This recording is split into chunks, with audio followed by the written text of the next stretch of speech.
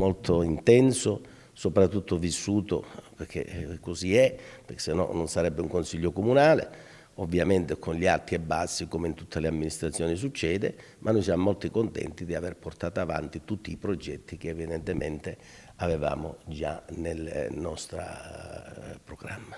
È soddisfatto il presidente del Consiglio Comunale di Padova, Antonio Foresta. Chiude il 2025 con 17 sedute del Parlamentino di Palazzo Moroni, 96 le delibere approvate, di cui 11 di competenza del Consiglio e 7 dalla Giunta, oltre a 30 mozioni, per un totale di 116 ordini del giorno.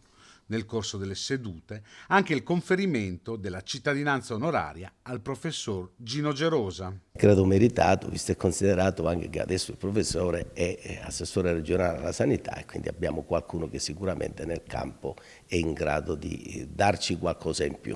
Non tutto rose e fiori però, perché per il presidente Foresta è necessario rivedere il gettone che viene assegnato ai consiglieri comunali, il più basso tra le grandi città del Veneto. Mi sembra un po' di rivedere quello che i medici padovani degli ospedali ci dicono, no? Treviso e Verona davanti, e ancora una volta corrisponde anche al discorso dei gettoni presenza, perché noi siamo ancora rimasti a più di 20 anni fa, quelli erano e quelli sono rimasti, 44,90 lordi per ogni seduta, e voi capite che è una questione di dignità, non è per avere stipendi o non stipendi, è una questione proprio dignitosa, perché uno quando finisce il consiglio, se vuole andare a mangiare una pizza, quasi quasi tra poco ci debba rimettere. Insomma, credo che non sia giusto e opportuno.